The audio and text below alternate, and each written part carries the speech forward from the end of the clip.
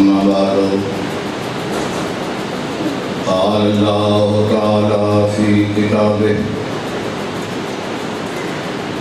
بسم الله الرحمن الرحيم فاسألوا أهل الذكر إن كنتم لا تعلمون.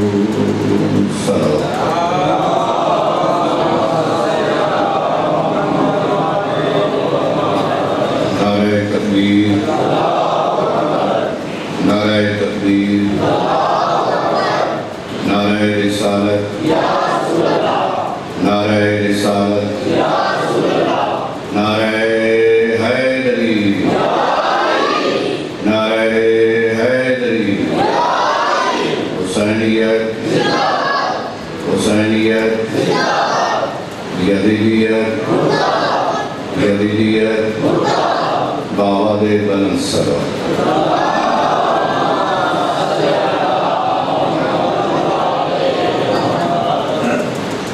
دعا ہے خالق کائنات کی پاک بارگاہ میں اللہ رب العزت بانی مجلس، بانیان مجالس کی صف ماتم بچائی اپنی بارگاہ میں منظور قبول فرمائے. عزاداران سید الشہداء، ماتمداران سید الشہداء، محبان اہل بیت، علماء کرام، ذاکرین نظام جہاں کہیں بھی اپنی اپنی عبادت میں عزاداری میں مصروف ہیں، مولا سب کی عبادت کا اور عزاداری اپنی بارگاہ میں منظور قبول فرمائے. ہم سب کو مقصد شہادت مظلوم کربلا، مقصد عزاداری سید الشہداء سمجھنے کی، لوگوں کو سمجھانے کی، اپنے کردار کو، زندگی کو اس عظیم اور پاک مقصد کے مطابق ڈھالنے کی مولا توفیق عطا فرمائے. عزاداری سید الشہداء کو مولا بن دبنے علاقے کو نہیں کرتی عطا فرمائے. اس گاؤں کے وہ مومن مومنات جو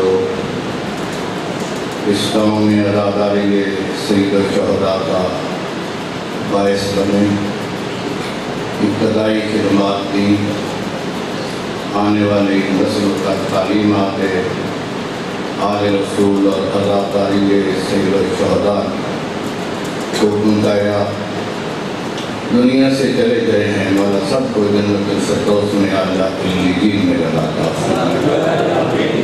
عزاداران سید الشہداء علیہ السلام میں شمار فرمائے.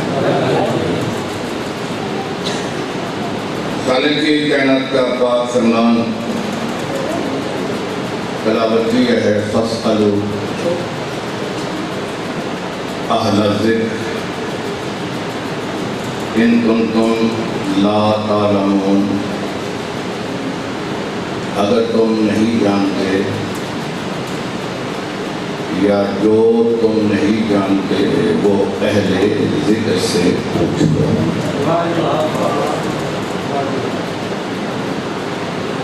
قرآن مجید کی ایک آیت کا ایک حصہ ہے، مکمل آیت تلاوت نہیں کی، آیت کا ایک حصہ ہے. اور یہ آیت قرآن مجید میں دو مقامات پر اللہ نے نازل فرمائی، سورہ الانبیاء میں اور سورہ النحل میں. تقریباً الفاظ ایک ہی ہیں، دعویٰ ایک ہی ہے. جو بھی پوچھنا چاہے جو اس کو معلوم نہیں ہے، جو بھی پوچھنا چاہے وہ چیز جس کا اس کو علم نہیں ہے، وہ اہل ذکر سے پوچھ لے.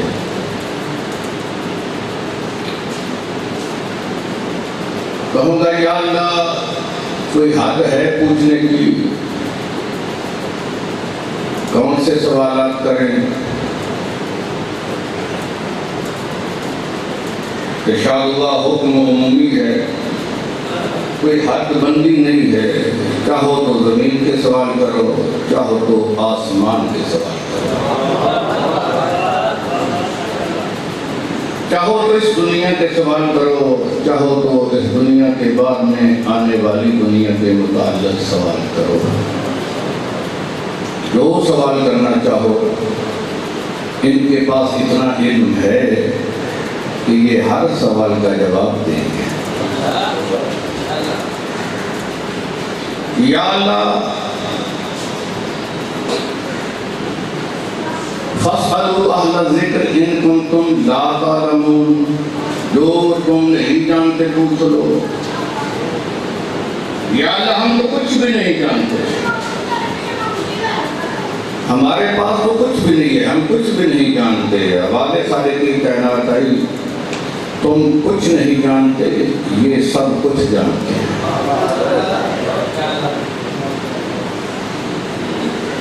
اہل ذکر سے گفتگو طولانی کوشش کروں گا کہ اپنے وقت میں طولانی گفتگو کو سمیٹ کر آپ کے سامنے پیش کریں۔ ایک بات ہے کہ قرآن ہمیں لوگوں کو کسی اور طرف بھیج رہا ہے۔ اللہ کہہ رہا ہے ہدی للمتقین، یہ میری کتاب ہدایت کے لیے، متقین کے لیے ہدایت۔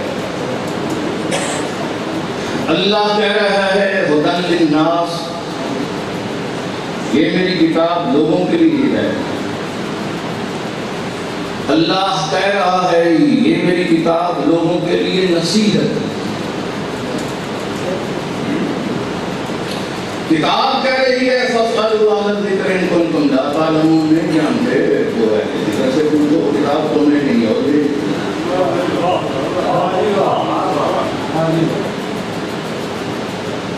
وہ کتاب پہ سوال کر لینا، اے اللہ کی پاک کتاب، تجھے اللہ نے ہدایت کے لیے بھیجا ہے، ہماری نصیحت کے لیے بھیجا ہے۔ ہم تیرے پاس آئیں گے ہدایت لینے کے لیے، ہم تیرے پاس آئیں گے نصیحت لینے کے لیے۔ اس بات کا علم نہیں ہے تو بتا دے، یہ ہم نہیں جانتے تو بتا دے، ہمیں کیا کرنا ہے، کوئی ہمیں نصیحت کر رہے ہیں۔ تو کہتی ہے فَاسْأَلُوا أَهْلَ الذِّكْرِ إِن كُنتُمْ لَا تَعْلَمُونَ، اہل ذکر سے پوچھو۔ تو کس لفظ کی گواہ ہے، تو کون سی ہدایت کرے گی؟ یہ تو خود ہی جب کہہ رہی ہے کہ اہل ذکر کے پاس جاؤ، تو تجھ سے کیا پوچھیں، تجھ سے کیا لیں؟ اس کی بھی وضاحت فرما دے۔ قرآن مجید کی آواز ہے کہ میں ہدایت کرتی ہوں کلیات کی، کلیے بتاتی ہوں۔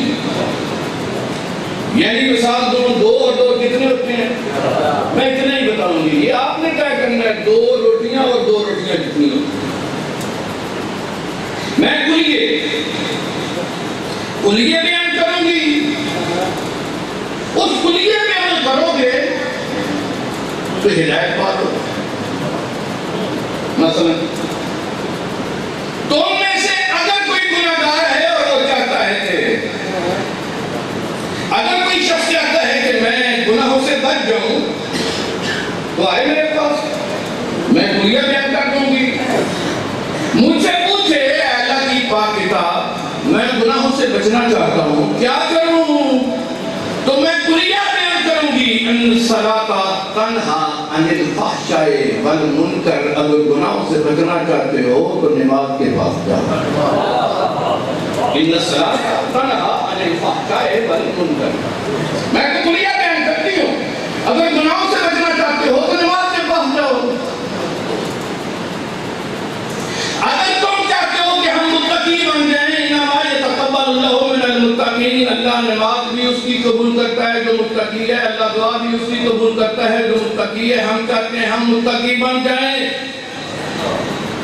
ہم کتاب سے پوچھیں گے ہم متقی بننا چاہتے ہیں، تو بھی متقین کے لیے ہدایت ہے، متقی کس طرح بنا جائے؟ تو یہ کلیات کتاب کہے گی، میں بیان کروں گی کہ تم نے گناہوں سے کس طرح بچنا ہے اور تم نے متقی کس طرح بننا ہے۔ متقی بنو گے تو تمہاری عبادت کرو گے، متقی بنو گے تو تمہاری دعائیں اللہ کی بارگاہ میں مستجاب ہے۔ قرآن کہے گا میں کیا کتب علیکم الصیام کما کتب علی الذین من قبلکم لعلکم تتقون۔ اگر متقی بننا چاہتے ہو روزے رکھو۔ تو میں تو کلیہ بیان کر دوں، مثلا اگر کوئی گناہ کر بیٹھا ہے، آپ کو چاہتا ہے کہ میرے گناہ معاف ہو جائیں، اللہ مجھے بخش دے، پھر ہم قرآن کے پاس آئیں گے۔ قرآن کہے گا کہ میں کلیہ بیان کروں گی کہ تمہارے گناہ معاف کرنے کا طریقہ ہے، وہ کرنا خود ہے، نماز خود پڑھنی ہے، روزہ خود رکھنا ہے، میں کلیہ بیان کروں گی۔ یہ بھی کلیہ بیان کر دیتی ہوں کہ تم نے گناہ کس طرح معاف کرانے ہیں، آؤ میرے پاس، مجھ سے پوچھو، میں بیان کرتی ہوں۔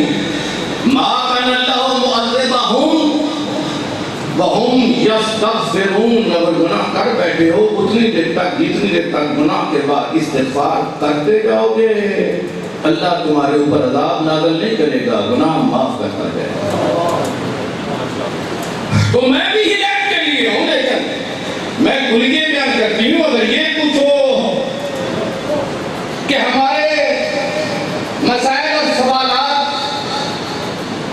اس دنیا کے بھی ہیں اس دنیا کے بھی، زمینوں کے متعلق بھی ہیں، انسانوں کے آسمانوں کے متعلق، حیوانوں کے متعلق بھی ہیں اور انسانوں کے متعلق بھی، ہم کچھ نہیں جانتے۔ اگر تم یہ کہتے ہو کوئی اقرار کرتے ہو ہم کچھ نہیں جانتے تو ہم کیا کریں؟ تو میں ہی کہتی ہوں فَاسْأَلُوا أَهْلَ الذِّكْرِ إِن كُنتُمْ لَا تَعْلَمُونَ۔ جس طرح میں نماز کے پاس بھیجتی ہوں، جس طرح میں روزے کے پاس بھیجتی ہوں، جس طرح میں استغفار کی طرف بھیجتی ہوں، اسی طرح میں تمہیں جو بھی پوچھنا چاہتے ہو سوالات کے جوابات لینے کے لیے، میں ہی قرآن، میں کتاب خدا، میں ہی تمہیں اہل ذکر کی طرف اہل ذکر نہیں بھیجتی۔ تو یہ اہل ذکر، اس شے سے کم از کم یہ معلوم ہوا کہ کتاب بھیجتی ہے کسی کی طرف، اور اگر تم لا تعلمون ہو تو پھر اہل ذکر کی طرف بھیجتی ہے۔ اچھا قرآن نے یہ نہیں کہا کہ تم اگر نہیں جانتے تو اہل علم سے پوچھ لو، بات بنتی اس طرح تھی ذہن فَاسْأَلُوا أَهْلَ الْعِلْمِ إِن كُنتُمْ لَا تَعْلَمُونَ۔ اگر تمہیں علم نہیں ہے تو اہل علم سے پوچھو۔ یہ نہیں کیا فرمایا، کیا فرمایا اگر تمہیں علم نہیں ہے تو اہل، اس کا مطلب یہ ہے اہل علم اور ہیں اور اہل ذکر اور ہیں۔ اہل علم کی طرف کیوں نہیں بھیجا؟ اس لیے کہ اہل علم کا علم محدود ہے اور اہل ذکر کا علم اس دنیا کی ہر مخلوق کی جو ضرورت ہے اس کو پورا کرنے کے لیے اللہ نے دے کر بھیجا ہے۔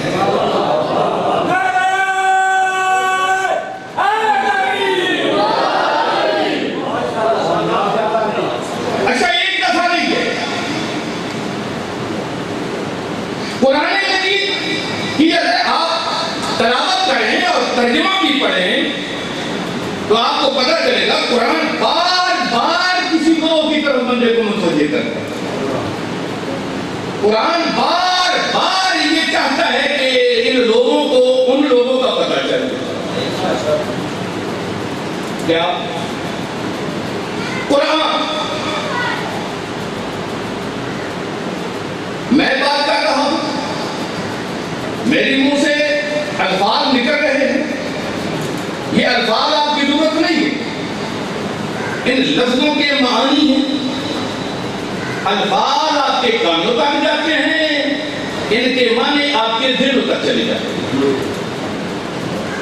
آپ اس لفظ سے معنی لے لیتے ہیں۔ آپ کو میری گفتگو، میرے الفاظ کو سمجھنے کے لیے دو چیزوں کی ضرورت ہے، لفظ کی بھی اور اس کے معنی کی بھی۔ آپ کو لفظ کا بھی پتا ہو کہ یہ لفظ ہے اور اس لفظ کا یہ معنی۔ ہر زبان، ہر کتاب، ہر لینگویج کا یہی طریقہ ہے۔ قرآن میں اللہ نے قرآن کو عربی زبان میں اتارا، وہ زبان جو عربوں کی تھی پہلے ایجاد۔ گفتگو تھوڑی تھوڑی سکیت ہے لیکن انشاءاللہ آپ کو سمجھا کر ایک ایک لفظ جب آپ پہنچیں گے تو آگے بڑھتا کریں۔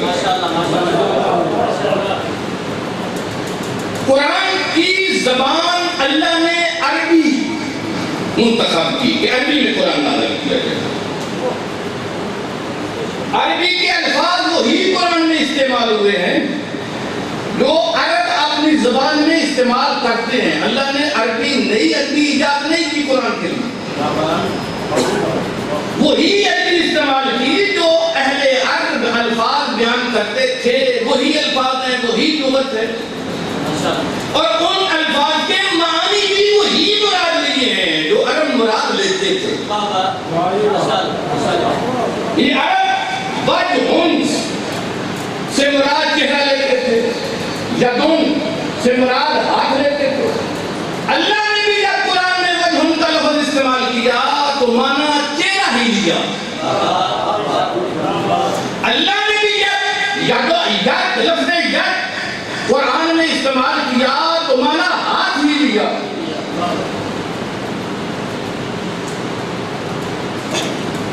ہم عربی سیکھ لیں گے قرآن سمجھنے کے لیے، عربوں کو تو پہلے ہی آتی تھی، ہم نے عربی سیکھ لی،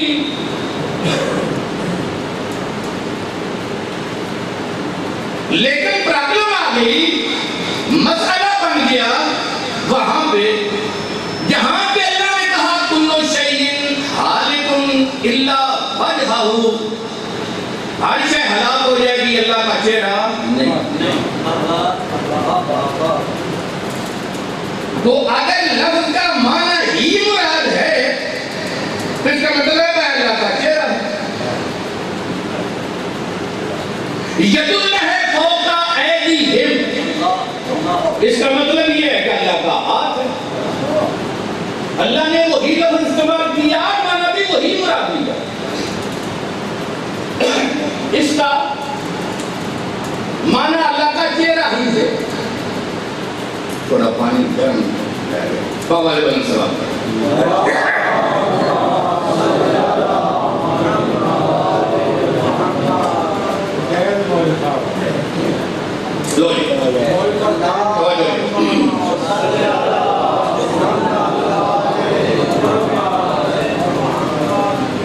اللہ نے لفظ بھی وہی استعمال کیا اور معنی بھی وہی لیا۔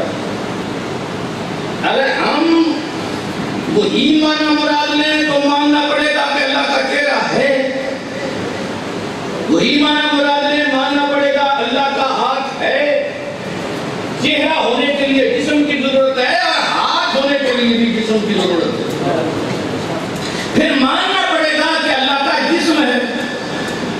یا اللہ، اگر ہم یہ مان لیں گے تو ہم کو دائرہ اسلام سے نکل جائیں گے کہ جسم مان لیں گے تو مولا علی علیہ السلام نے نہج البلاغہ میں ارشاد فرمایا اگر آپ کوئی جسم کے قید ہو گئے تو اس کے لیے ایک جہت کے قید ہو گئے۔ جب آپ ایک جہت کے قید ہو گئے تو پھر آپ اس کے طرف اشارہ کرنے کے قید ہو گئے۔ جب آپ اس کے طرف اشارہ کرنے کے قید ہو گئے تو آپ گویا یہ مان چکے ہیں کہ ادھر ہے ادھر نہیں ہے، جو ادھر ہو اور ادھر نہ ہو وہ اللہ نہیں ہوتا۔ لہذا یہ ہاتھ اور چہرہ تو ہم مان لیں گے تو دائرہ اسلام سے نکل جائیں گے۔ کیا کریں؟ باقی ہر زبان میں سمجھنے کے لیے لفظ اور اس کے معنی کی ضرورت ہے، لیکن قرآن کو سمجھنے کے لیے لفظ کی بھی ضرورت ہے، معنی کی بھی ضرورت ہے۔ لفظ اور معنی تک رہیں تو گمراہ ہوتے ہیں۔ قرآن لفظ اور معنی تک ہدایت نہیں کرتا، قرآن کے لیے معنی سے آگے جانا پڑے گا۔ قرآن کو سمجھنے کے لیے معنی سے ایک منزل آگے ہے، وہ کون سی منزل ہے؟ وہ کون سا مقام ہے جس مقام تک ہمیں پہنچنا ہے قرآن سمجھنے کے لیے؟ لفظ کے بعد معنی، یہ معنی سے آگے کیا چیز ہے؟ قرآن مجید نے اس کی وضاحت کر دی۔ ایک لفظ استعمال کر کے قرآن مجید نے وضاحت کر دی کہ آپ نے معنی کے آگے کہاں جانا ہے۔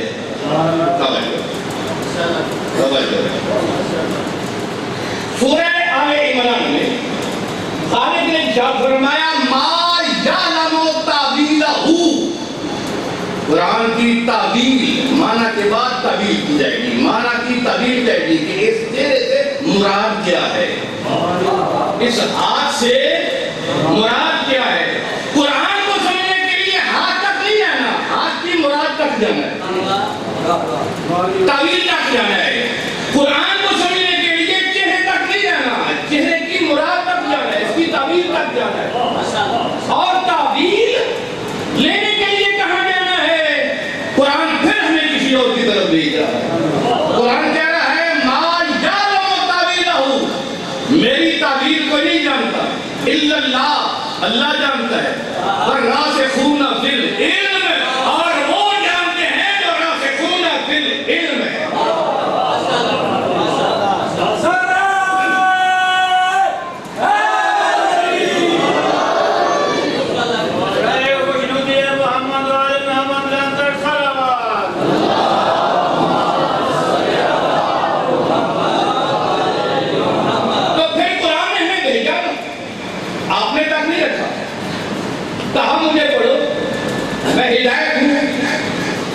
میری تلاوت کرو، سمجھنے کی کوشش کرو، میں نصیحت ہوں، لیکن اتنی دیر تک ہدایت نہیں پا سکو گے، اتنی دیر تک نصیحت حاصل نہیں کر سکو گے جتنی دیر تک تم قرآن یعنی تم میری تعبیر نہیں سمجھ سکو گے۔ تعبیر سمجھنے کے لیے مجھ سے آگے جانا ہے۔ آگے والے منزل کیا ہے؟ راسخون فی العلم، جو راسخون فی العلم، دو آیتیں ہو گئی، دو آیتیں ہو گئی۔ دو آیتوں میں بلکہ تین کہہ لیں کہ ایک آیت قرآن مجید میں دو دفعہ استعمال ہوئی ہے، سورہ النحل میں بھی اور سورہ انبیاء میں۔ اگلے دن کے بعد ایک منزل اور آگے کرتے ہیں۔ میں نے گزارش کی، قرآن بار بار کہہ رہا ہے میں کافی نہیں ہوں، ادھر جاؤ، میں کافی نہیں ہوں، ان کے پاس جاؤ۔ ایک منظر اور ہے وَيَقُولُ الَّذِينَ كَفَرُوا، سورہ اعراف، وَيَقُولُ الَّذِينَ كَفَرُوا لَسْتَ مُرْسَلًا، یہ کافر، یہ اللہ اپنے حبیب سے کہہ رہے ہیں اے میرا حبیب، یہ کافر کہتے ہیں تو رسول نہیں، تو پریشان ہونے کی ضرورت نہیں ہے، تجھے اپنی رسالت کی ان سے گواہی کی ضرورت نہیں ہے کہ یہ کہیں کہ تو گواہ ہے۔ یہ کہہ رہے ہیں تو اللہ کا رسول نہیں ہے، تو ان کو کہہ دے قُلْ كَفَىٰ بِاللَّهِ شَهِيدًا بَيْنِي وَبَيْنَكُمْ وَمَنْ عِندَهُ عِلْمُ الْكِتَابِ، میری گواہی، رسالت کی گواہی کے لیے وہ اللہ کافی ہے اور وہ کافی ہیں جن کے پاس کتاب کا علم ہے۔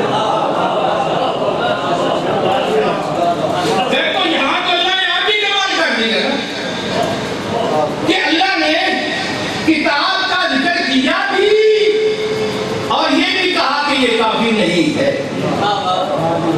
قُلْ كَفَىٰ، کہہ دے کافی ہے، کیا اللہ اور کیا کتاب نہیں، جس کے پاس کتاب کا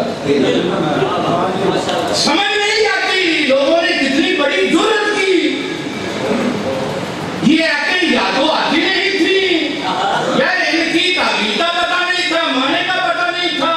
یہ بڑی جرات کے ساتھ سارے ساتھیوں کے سامنے کہہ دیا ہمارے لیے کتاب کافی ہے. کتاب بول بول کر کہہ رہی ہے, بول بول کر کہہ رہی ہے میں کافی نہیں ہوں. اہل ذکر کے پاس جاؤ, میں کافی نہیں ہوں. راسخون فی العلم کے پاس جاؤ, میں کافی نہیں ہوں. ومن عنده علم الکتاب کافی ہے. کتاب کافی نہیں ہے, جس کے پاس کتاب کا علم ہے وہ کافی ہے.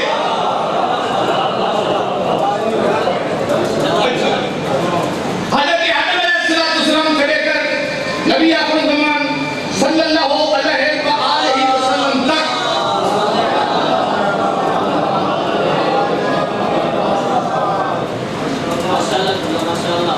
ایک لاکھ 24,000 انبیاء برابر شر,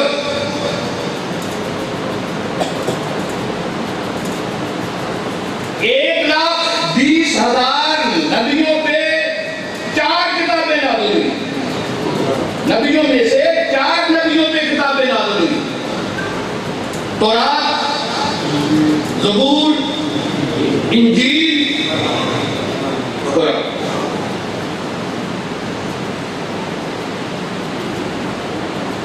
نبی کتاب کے بغیر کئی ہے.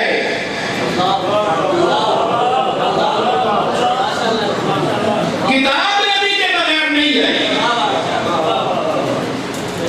نبیوں کا کتاب کے بغیر آنا اور کتاب کا نبی کے بغیر نہ آنا اس بات کی دلیل ہے نبی کی کتاب کے بغیر کافی ہو سکتا ہے, کتاب کسی نبی کے بغیر کافی نہیں ہو سکتی.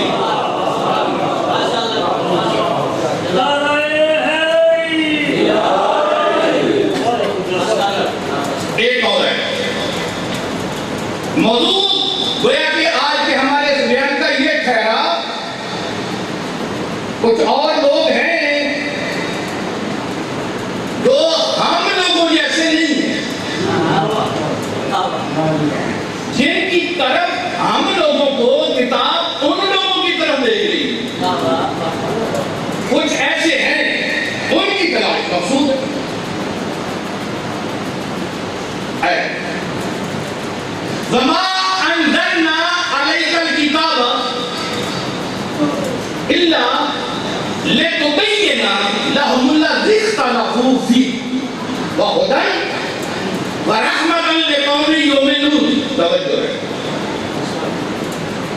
وما انزلنا الكتاب, وما انزلنا عليك الكتاب, میں نے تیری طرف جو کتاب نازل کی ہے وہ اس لیے نازل کی ہے. کیوں؟ محاورہ ترجمہ کر رہا ہوں.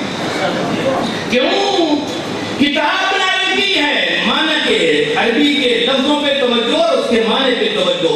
لفظ کا بعین ہی وہی ترجمہ کروں گا جو اس کا لفظی ترجمہ بن رہا. میں نے کتاب نازل کی ہے تجھ پہ, لیکن کیوں کتاب کچھ کہے گی نہیں. لِتُبَيِّنَ لَهُمُ الَّذِي اخْتَلَفُوا فِيهِ, اس لیے کتاب نازل ہوئی ہے کہ اے میرا حبیب تو بیان کرے ان لوگوں کی اختلافات. یہ جب کتاب نازل کی ہے تو کہنا یہ تھا میں نے کتاب بھیج رہا ہوں, کتاب دے رہا ہوں, یہ کتاب کرے گی نہیں. کیا سمجھ نہیں, کتاب میری کیا کرے گی. لِتُبَيِّنَ لَهُمُ الَّذِي اخْتَلَفُوا فِيهِ, یہ لوگ اس بات میں اختلاف کر رہے ہیں, بیان تو نے کرنا ہے. ایک اور آیت اور اس آیت کے بعد پھر آپ کی جہاں تھوڑی سی آگے بڑھائیں. بابا علیہ پر سے بات کریں.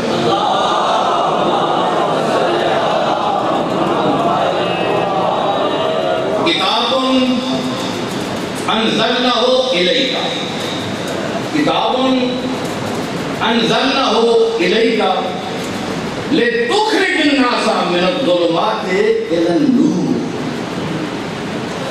یہ کتاب میں تیری طرف نازل کر رہا ہوں، اے میرے حبیب یہ کتاب میں تیری طرف نازل کر رہا ہوں، کیوں؟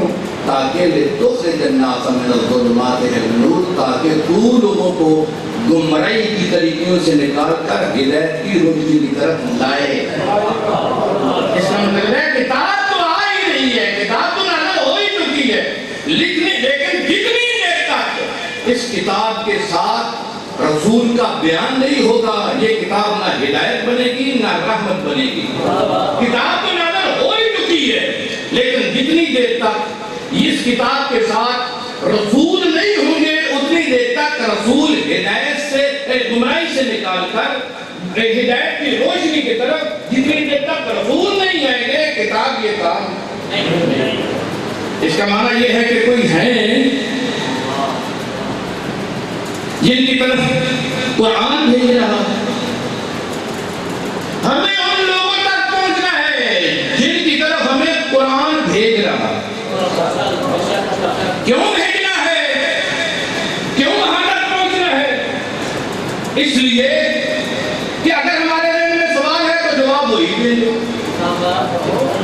اس لیے کہ اگر کوئی علمی گفتگو ہے تو یہاں سے پورا پھر علم ہے، علم کی گتھیاں اور کھل جائیں گے۔ اس لیے کہ قرآن ان کے بغیر کافی نہیں ہے، ہمارے لیے کس طرح قرآن کافی ہوگا؟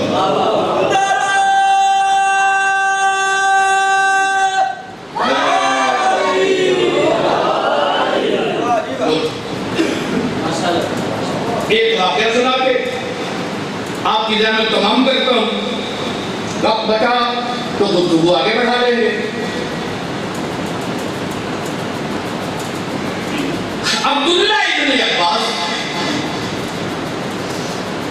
یہ بات دل میں رہے کہ ہمیں تلاش ہے ان لوگوں کی جن لوگوں کی طرف قرآن بھیج رہا ہے، جو اہل ذکر ہیں، جو راسخون فی العلم ہیں، ومن عنده علم الکتاب ہے، وہ تو یہ واقعہ سنے عبداللہ ابن عباس۔ عبداللہ ابن عباس کہتے ہیں میں مسجد میں بیٹھا ہوا تھا، میرے شاگرد بھی میرے ساتھ، تھوڑی دور علی ابن ابی طالب سلام اللہ علیہ تشریف فرما۔ عبداللہ کہتا ہے کہ میں دیکھ رہا تھا کہ ایک شخص مسجد کے دروازے داخل ہوا، علی ابن ابی طالب کے پاس آ کر بیٹھا اور کہا یا علی میں بہت بڑا گناہگار ہوں، میں چاہتا ہوں کہ اللہ میرے گناہ معاف کر دے، یا علی کیا کروں؟ علی ابن ابی طالب نے ارشاد فرمایا استغفار کرو۔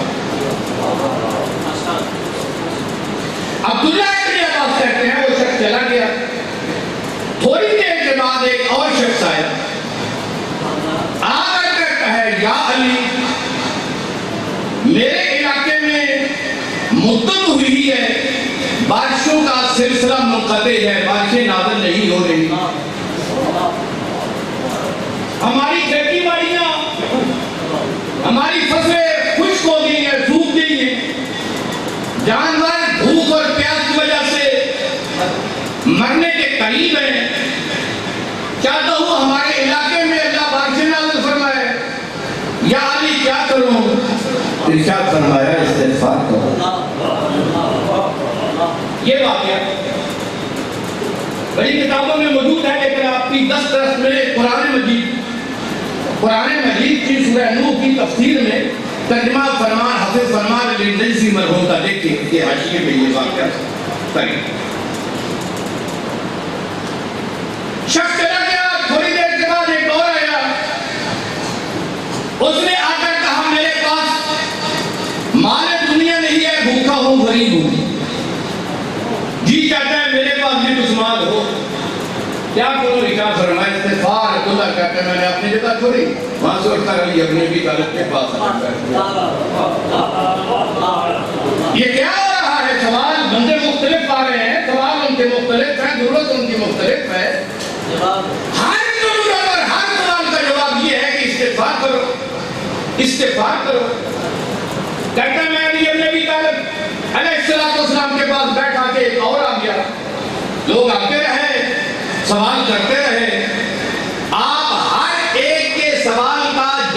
جواب یہی دیتے رہے استغفار کرو. میرے پاس بیٹا نہیں ہے، کیا فرمایا استغفار کرو. میری فصل باغ سے پھل لگا تھا خشک ہو رہا ہے، چاہتا ہوں ہرا بھرا ہو جائے، استغفار کرو. میرے علاقے میں پانی والی ایک نہر تھی، خشک ہو گئی ہے، چاہتا ہوں وہ نہر پھر پانی سے چل پڑے، کیا فرمایا استغفار کرو. عبداللہ کہتے ہیں میں نے علی ابن ابی طالب کا زانو ہلایا، یہ کیا مسئلہ ہے، یہ کیا ماجرا ہے. اتنے سارے سوالات مختلف ہیں، بندے مختلف ہیں، ضرورت مختلف. ہر ایک کو آپ یہی جواب دے رہے ہیں استغفار کرو. اچھا عبداللہ ابن عباس کی شخصیت میں بتا دوں پھر نسخہ ہے. اچھا عبداللہ ابن عباس کون ہے؟ جو سنیوں کے نزدیک بھی اور شیعوں کے نزدیک بھی معتبر شخصیت ہے. اہل سنت کا دماغ پر حضرات کے نزدیک عبداللہ ابن عباس وہ مقام رکھتا ہے کہ وہ کہتے ہیں کہ جس طرح قرآن کو عبداللہ ابن عباس نے سمجھا ہے کوئی نہیں سمجھ سکا. اس کا لقب ہے ترجمان القرآن، لقب ہے مفسر قرآن عبداللہ ابن عباس.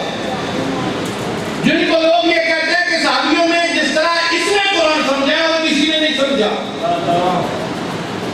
وہ عبداللہ ابن عباس علی ابن ابی طالب سے کہتا ہے یا علی، سوال مختلف، بندے مختلف، ضرورت مختلف ہے، جواب ایک ہے. یا علی کہاں سے؟ ارشاد فرمایا عبداللہ تم نے قرآن نہیں پڑھا.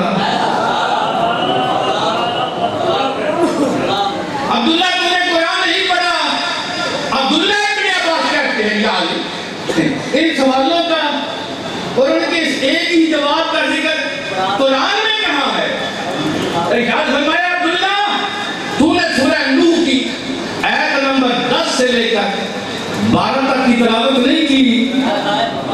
کہتا ہے یا علی سورہ نوح میں آیت نمبر 10 سے لے کر 12 تک اللہ کیا ارشاد فرما رہا ہے.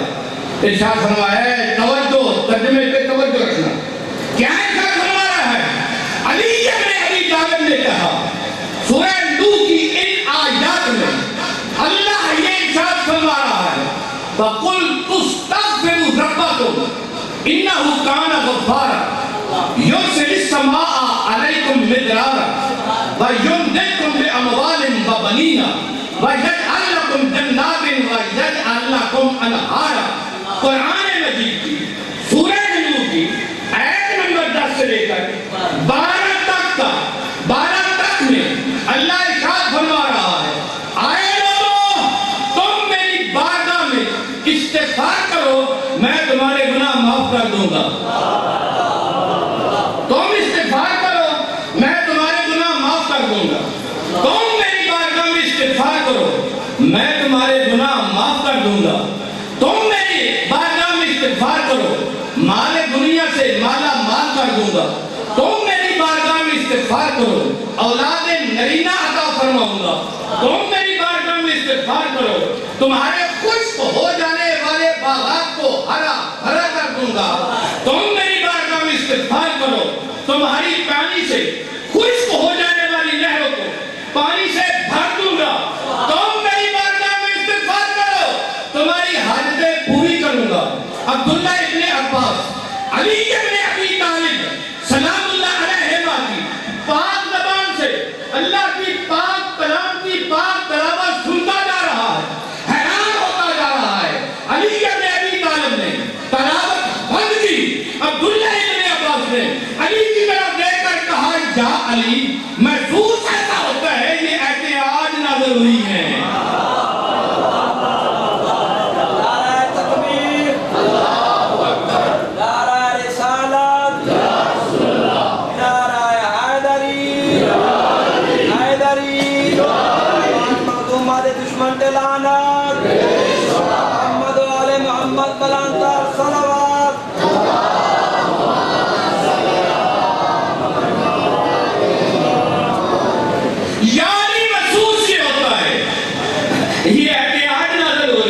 یہ کون کہہ عبداللہ کون ہے جو صحابیوں میں سے بھی قرآن اس طرح سمجھتا ہے کہ دوسرا کوئی نہیں سمجھ پاتا، جس کا لقب ہے مفسر قرآن، ترجمان القرآن؟ عبداللہ کہہ رہا ہے کہ علی، محسوس یہ ہوتا ہے یہ احتیاط نازل ہوئی ہے علی ابن ابی طالب نے عبداللہ کی طرف دیکھ کر کہا، عبداللہ خبردار، اس طرح نہ کہو، یہ احتیاط نازل ہوئی ہے، یہ ایتے میرے آقا نامدار محمد مصطفیٰ صلی اللہ علیہ وآلہ وسلم پر پہلے سے نازل ہو چکی ہیں۔ یہ نہ کہو کہ یہ ایتے نازل آج نازل ہو رہی ہے، بلکہ یہ کہو کہ ان آیتوں کو سمجھا میں آج ہوں۔ تو پھر کہہ دو نا، پھر کہنے کی اجازت دو نا کہ عبداللہ ابن عبا جیسا مفسر قرآن بھی جتنی دیر تک علی کے پاس نہیں آتا قرآن نہیں سمجھ پاتا۔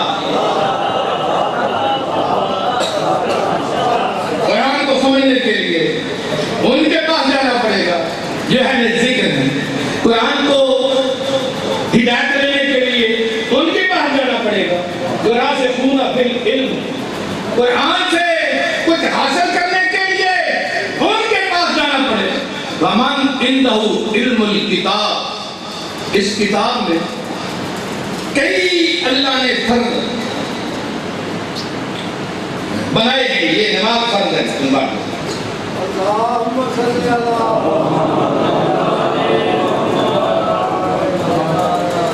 یہ نماز کا نام سن کے دلی کی سلوات پڑھی ہے۔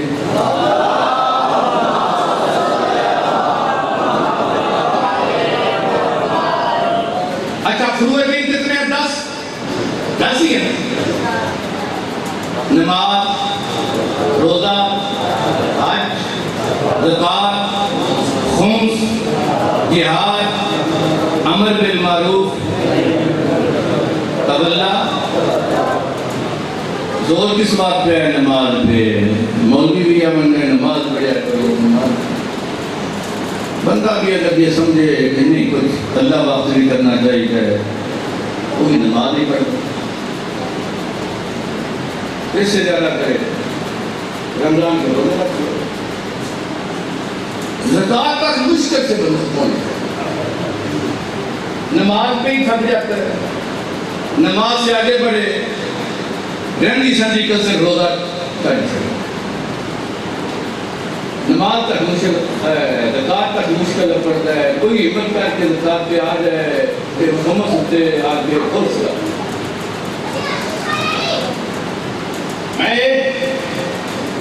نماز کا مقام بہت بلند ہے، قبلہ ما سوا، قبول ہوگی تو دوسرے مرضی، نہیں قبول ہوئی تو کوئی مرضی نہیں، بڑا مقام ہے نا۔ مولا نبی علیہ السلام کا فرمان پڑھنے لگا ہوں،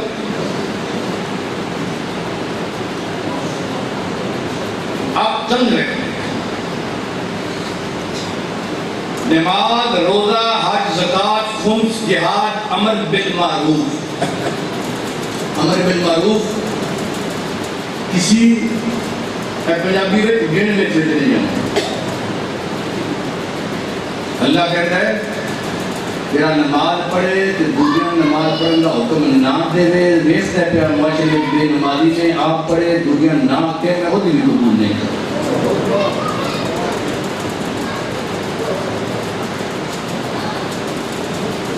مولا نے ارشاد فرماتے ہیں کہ ما اعمال البر كلها والجہاد فی سبیل اللہ، جتنے کے جتنے نیک اعمال ہیں یہ سارے کے سارے، والجہاد فی سبیل اللہ، اور ان نیک اعمال کے ساتھ جہاد فی سبیل اللہ بھی بتا دو، یہ سارے ما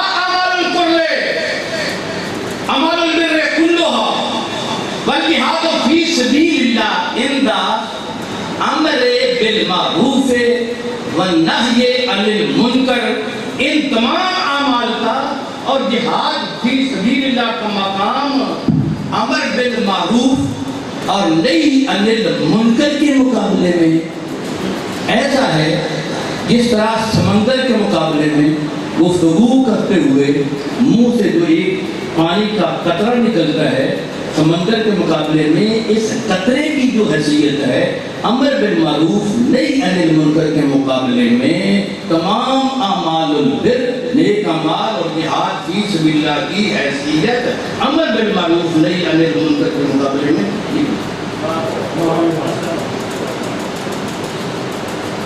اگر نہیں کرو گے تو جو نیکی کر رہے ہو نا، آپ کہتے ہیں کہ میں تو نماز پڑھتا ہوں، دوسرے جائیں جہنم میں نہیں پڑھتے تو میں کی طرح ہوتے نا، اللہ کہتا ہے نہیں، تیری تجھ پہ جس طرح نماز واجب ہے اس طرح امر بالمعروف اور نہی عن المنکر کی تجھ پہ واجب ہے۔ اگر خود نماز پڑھتا ہے تو دوسروں کو نماز پڑھنے کی تلقین کرو اس انداز میں، اس حیثیت میں جتنا کہ قابل قبول ہو۔ امر بالمعروف نہی عن المنکر وہ اہمیت مظلوم کربلا نے دی، اور آپ نے قیام کا مقصد کوئی دوسرا کام نہیں بیان کیا۔ انی لا مقصد عاشرا ولا باطلا ولا مفسدا ولا ظلما، میں شرارت، بغاوت، خود پسندی، فساد، ظلم کے لیے نہیں چھوڑ رہا مدینہ۔ انما خرجت لطلب الاصلاح فی امت جدی رسول اللہ، اور اپنے جد کی امت کی اصلاح۔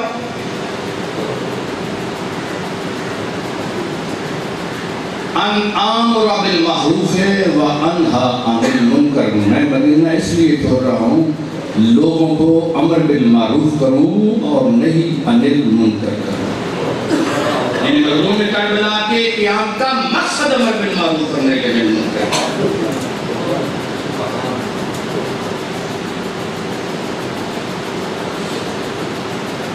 امام جعفر صادق علیہ السلام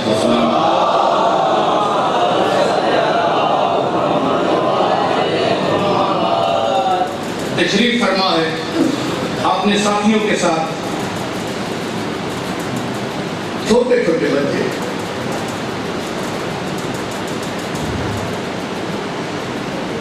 کھیلتے کھیلتے قریب ہے امام جعفر صادق علیہ السلام ان کی استقبال کے لیے کھڑے، آپ کے پاس بیٹھے ہوئے آپ کے شیعہ بھی کھڑے ہوتے، بچے کھیلتے کھیلتے دور چلے گئے، امام بیٹھتے، گفتگو جاری ہو۔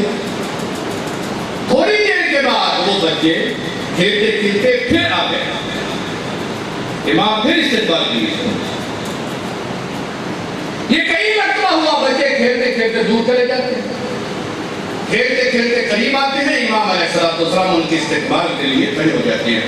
ساتھیوں نے کہا مولا منظور بچے ہیں، کئی مرتبہ قریب آئیں گے، کئی مرتبہ دور چلے جائیں گے، آپ اپنے آپ کو زحمت میں کیوں ڈالتے؟ امام نے فرمایا تمہیں معلوم نہیں ہے ان کھیلنے والے بچوں میں سے ایک بچہ وہ ہے جو میرے عباس کی نسل کا ہے،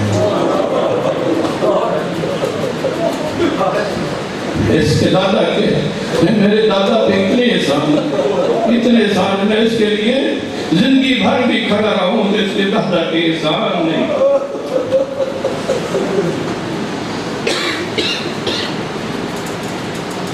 پاک بی بی ملکنی سلام اللہ علیہ مدینے میں بیٹھ کے 5 قبریں بناتی، مٹی اکٹھی کر کے نا قبروں کی شکل دیکھا، کہتے یہ میرے عباس کی قبر ہے، یہ میرے فلاں بیٹے کی قبر ہے، یہ میرے فلاں بیٹے کی قبر ہے، یہ میرے فلاں بیٹے کی قبر ہے، یہ میرے حسین۔ 5 قبریں دیکھویا کہ اپنے بیٹوں کی قبروں کی شبیہ بناتی ہیں اور مظلوم کربلا کی قبر کی بھی شبیہ بناتی ہیں، مدینے میں مٹی اکٹھی کرتے ہیں۔ روتی علی بھی دکھ بھرے بیان کر کے اپنے ایک بیٹے کی قبر کو اپنے ہاتھ سے مٹا کر کہتے ہیں عباس بیٹا آج میں تجھے نہیں رہوں گی، آج اس کو رون گی جس کو رونے والی زہرا اس دنیا میں نہیں. دوسرے بیٹے کی قبر میں ڈالتی, اس کا نام لے کر کہتی تجھے بھی نہیں رون گی, حسین کو رون. عالم دین ہے. خواب میں پاک بی بی نے کہا میرے بیٹے کی زیارت پہ جایا کرو کربلا میں, میرے بیٹے کی زیارت پہ جایا کرو. ایک ہفتے کے بعد بی بی کی پھر زیارت ہوئی. ارشاد فرمایا میں نے کہا تھا میرے بیٹے کی زیارت پہ جایا کرو. کہتا ہے بی بی پہلے ہفتے میں ایک مرتبہ جاتا تھا, جب سے آپ نے حکم دیا ہے ہر روز جاتا ہوں. بی بی نے شاید فرمایا جس کی زیارت کے لیے تو جاتا ہے وہ رسول کا بیٹا ہے. میرا بیٹا عباس ہے, عباس کی زیارت پہ جائے.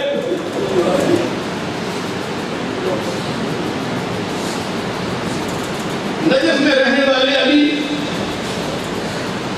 کربلا میں رہنے والے حسین لائی پاک, کربلا میں رہنے والے عباس شہنشاہ وفا. بتاؤ علی بڑے ہیں یا حسین بڑے ہیں؟ علی بڑے ہیں.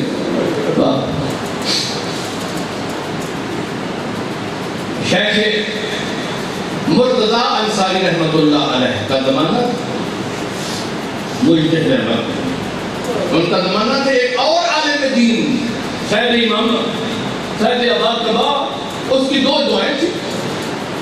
اس کے پاس مکان نہیں تھا, مفروض بھی تھا. وہ چاہتا تھا کہ مجھے مکان بھی مل جائے, میرا قرض بھی ادا ہو جائے. تو اس نے نیت باندھ دی کہ میں دعا مانگنے کے لیے کربلا جاتا ہوں. بڑے ولی تھے, پتہ نہیں اس کے دل میں کیا خیال ہے کہ نہیں علی کی بات کا نہیں مانگتے, کربلا جا کر. پھر کربلا والوں میں بڑے حسین تھے, پھر حسین کے پاس بھی نہیں گئے. عالم دین ہے, شہر امام ہے. پھر کربلا میں حسین اقبال کے پاس بھی نہیں گیا. پتہ نہیں کیا کیا تھا اس کے دل میں. جو سفارش پاس کریں گے حسین نہیں ٹھکرائیں گے, جس کی سفارش حسین کریں گے علی نہیں ٹھکرائیں گے, جس کی سفارش علی کریں گے رسول نہیں ٹھکرائیں گے, جس کی سفارش رسول کریں گے تو اللہ کی بارگاہ میں قبول ہو جائے گی. یہ نیت مانگ, پھر یہی کہا جا سکتا ہے یہی نیت مانگ لی ہوتی. شہنشاہ عباس رمضان علیہ السلام کی بارگاہ میں آ گئے.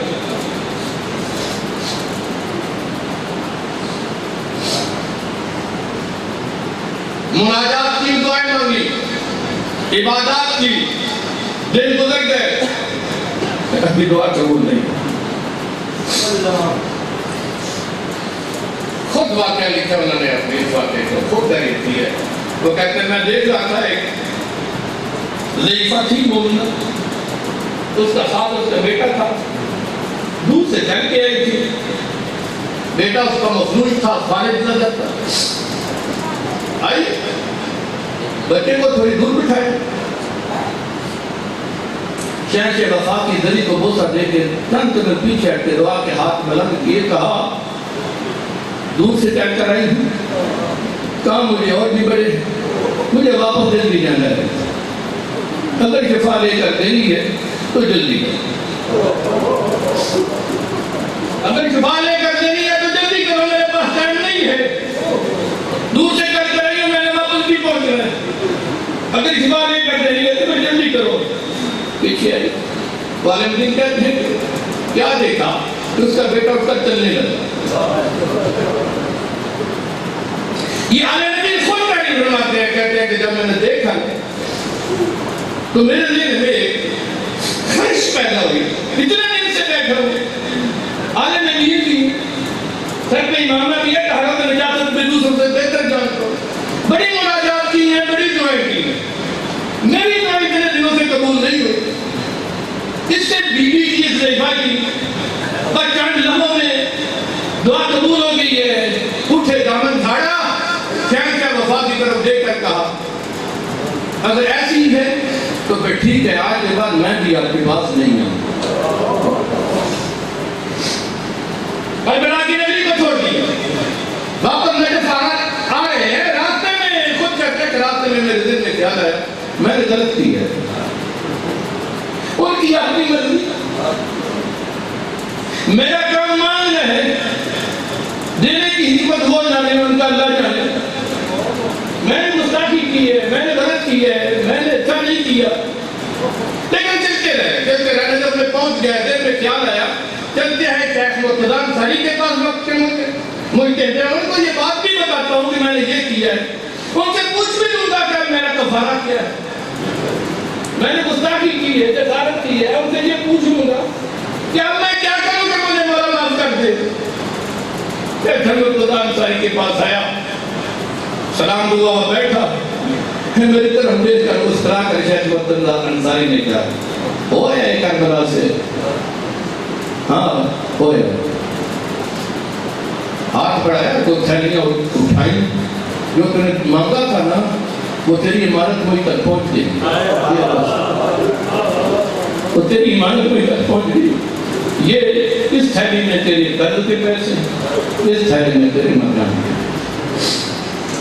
دعا جب بھی مانگو جو بھی مانگو اپنے نیت میں ایک ارادہ بناؤ، وہ تو شاید میری دعا اس طریقے سے جلدی کرو۔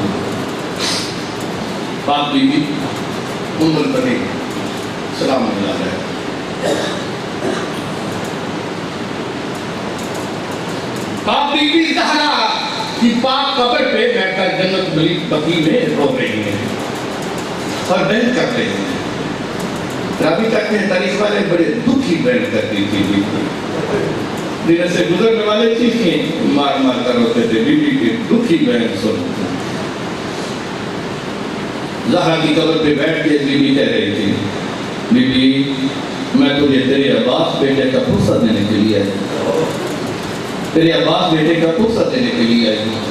لوگ گزر رہے تھے، دنیا گزر رہے تھے، انہوں نے سمجھا ہو سکتا ہے بی بی بھول گئی ہے، اگر عباس کا پرسہ دینا ہے تو ام البنین کے پاس دے۔ یہ کون بی بی ہے؟ چلو اس کو جا کر بتائے، یہ اگر عباس کا پرسہ دینا ہے تو عباس کی ماں کو ام البنین گھر میں ہوگی، یہ قبر تو پاک بی بی کی، یہ تو حسین کی ماں کی قبر ہے، اس کو بتائیں۔ جب قریب گئے تو قبر چلا جائے، خود ام البنین، یہ تو خود پاک بی بی ہے عباس کی ماں، زہرا کی قبر پہ بیٹھ کر عباس کا پرسہ دے رہی ہے۔ کربلا کی طرف پاک بی بی ام البنین دیکھ کر رو رو کر کہتی تھی عباس بیٹا لوگ کہتے ہیں عباس مارا گیا، میں سن تو سب کی لیتی ہوں لیکن یقین نہیں،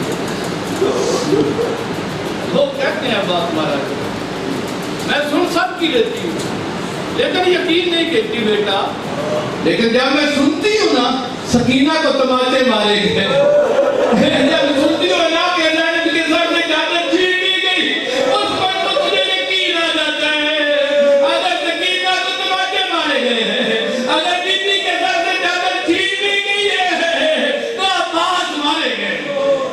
عباس جتنی دیر تک کربلا میں تھے، زہرا زادیوں کو کربلا بھی مدینہ رسول معلوم ہو رہا ہے۔ چھوٹے چھوٹے بچے مل کے پاک سکینہ بنت الحسین کے پاس ہے، ان کی آوازیں بلند ہو رہی ہے، پاک بی بی سکینہ بنت الحسین چچا عباس کے پاس ہے، چچا عباس کے پاس آ کر میرا افضل بھی پیاسے ہیں، یہ چھوٹے چھوٹے بچے بھی پیاسے ہیں، حسین لجپال نے اجازت دے دی، شہنشاہ وفا مسکیزہ لے کر نئے فرات کی طرف بڑھتے چلے جا رہے ہیں۔ ایک مرتبہ فوجی اشقیاء پہ حملہ کیا، فوجی اشقیاء پہ حملہ کر کے دریائے فرات، نہر فرات کے کنارے کو خالی کرایا، فوجوں کو بھگا کر نہر کو خالی کرانے کے بعد اپنے گھوڑے کو دریا میں ڈالا، ایک چلو پانی لیا، پانی کو بلند کیا، پانی کو بلند کر کے گویا یہ کہہ رہے ہیں اسی پانی کے بعد بولتے تھے، جرت کر رہے تھے، گستاخی کر رہے تھے، آج عباس کا قبضہ ہے لیکن میں اتنی دیر تک یہ پانی نہیں پیوں گا جتنی دیر تک میرا حسین مر گیا، میں اتنی دیر تک یہ پانی पीऊंगा जितनी देर तक सकीना छोटे छोटे बच्चे पानी नहीं पिएंगे। मशीने को पानी से भर लिया, घोड़े पे सवार हुए कि एक सदा बुलंद हुई कि ख़ियाम हुसैनी तक ये पानी न पहुंचने पाए। फौजों ने चारों तरफ से हमला किया, फौजों से दिफा भी करते जा रहे हैं अब्बास, अपने घोड़े को ख़ियाम की तरफ तेज दौड़ाते भी जा रहे हैं कि एक जालिम ने ऐसा वार किया कि आपका दाया बाजू तल हुआ, आपने मशीने के दहाने को बाएं हाथ में पकड़ा। एक जालिम ने ऐसा वार किया कि बाएं हाथ निकल गया, मशीने का दहाना आपने मुंह में लिया, घोड़े को महमीद दिया कि कैसे भी हुई ये पानी ख़ियाम हुसैनी तक पहुंचे हैं। एक जालिम ने सर पे गुज मारा, अब्बास घोड़े पे संभल नहीं सके, आवाज घोड़े से जमीन पे है। में करबला ने कुर्सी छोड़ी, एक सदा करबला में बड़ा नियान इनका सल्ला दहरी मेरी कमर टूट गई। अमलों में करबला अब्बास तक आते आते कई मरतबा बैठे हैं, कई मरतबा उठे हैं, उठते बैठते मुश्किल के साथ जब अब्बास तक पहुंचे ना, अब्बास का सर अपने जानू पे रखा, अब्बास का सर अपने जानू पे रखा, अब्बास से कोई बात कर रहे हैं कि एक अलाल आई ख़ियाम हुसैनी की तरफ फौजी शिया बढ़ती जा रही है। एक सदा आई, ये फौजी शिया ख़ैमों के करीब पहुंचती जा रही है। अब्बास के सर को ज़मीन करबला पे रखा, तलवार ने हमसे निकाली, फौजी शिया को खैमे से दूर भगाने के लिए एक फौजों पे हमला किया, हमला भी करते जा रहे हैं और ये कहते जा रहे हैं आमिन मुगीथ युगीथुना, है कोई मदद करने वाला जो हमारी मदद करे। अब आमिन मुजीर युजीरुना, है कोई बना देने वाला जो हमें बना दे। अब आमिन तालिबे हक के जंग करना, है कोई हक का तलबगार और जो हमारी मदद करे। फौजी शिया पे हमला करके दूर भगाया, फिर आए अब्बास के पास, फिर आपका सर जानू पे रखा, जानू पे रख के कहा अब्बास कोई ख्वाहिश हो तो बताओ। कहा मेरी एक आंख में तीर लगा हुआ है, एक दूसरी आंख में खून और रेत जमा हो चुकी है, मेरी आंख को साफ करो, मैं देखना चाहता हूँ जिसका अब्बास जैसा भाई मारा जाए वो गरीब किस तरह का होता है, वो मजलूम कैसे होते हैं। अब्बास की आंखों में एक बेतवा आंसू आए, अब्बास क्यों रो रहे हो? कहा इसलिए रो रहा हूँ कि भी आपने मेरा सर अपनी गोद में रखा है, अभी थोड़ी देर बाद आपका सर अपने कौन जानू में रखेगा, आपका सर कौन गोद में रखेगा। एक किले के पीछे से आवाज आई, अब्बास से करना कर मैं दर्दा मरी ज़हरा मदीना छोड़ के आ गई हूँ, मैं अपने हुसैन का सर अपनी गोद में लूंगी। अमल में करबला ने अलम को अपने हाथ में लिया, आहिस्ता आहिस्ता खैमे की तरफ चलना शुरू किया। दूर से बच्चों ने देखा अलम मारा, एक बच्चे ध्यान लेकर सकीना के पास आ गए, सकीना के इर्द गिर्द आकर कहता सकीना हमें भी पानी पिलाओगी, हमें भी पानी पिलाओगी। कहा असगर को बाद में पिलाऊंगी, तुम्हें पहले पिलाऊंगी। ये अलम करीब आता जा रहा है, बच्चों की सजाएं बढ़ती जा रही है, प्यास में इजाफा होता जा रहा है कि एक मरतबा क्या देखा, अलम तो आ रहा है, अलमदार नहीं आया, बच्चों के हाथों से जाम गिर गए, मातम